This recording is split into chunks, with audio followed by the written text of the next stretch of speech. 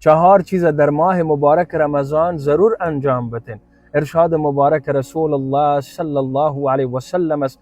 2 مورد آن باعث خوشنودی رضایت الله سبحانه و تعالی میشه و 2 چیز آن چنان است که بغیر از این 2 چیز شما چاره ندارین.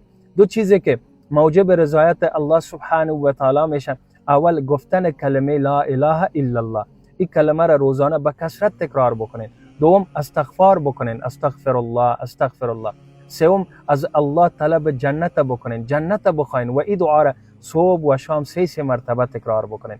اللهم انی اسألک الجنه، اللهم انی اسألک الجنه. 4 از جهنم پناه بخواین و این دعا را صبح و شام 3 مرتبه تکرار بکنین. اللهم اجرنی من النار، اللهم اجرنی من النار. ولی از این عمل بکنین، از حال در زندگیتان معمول بسازین تا در ماه مبارک رمضان انجام دادن این عملها برای شما آسان شود. و فراموش نکنین این ویدیو را با همگی شریک بکنین. وظیفه ما و شما است که همگی را به الله سبحانه و تعالی نزدیک بکنیم. جزاکم الله خیرا. السلام علیکم و رحمت الله.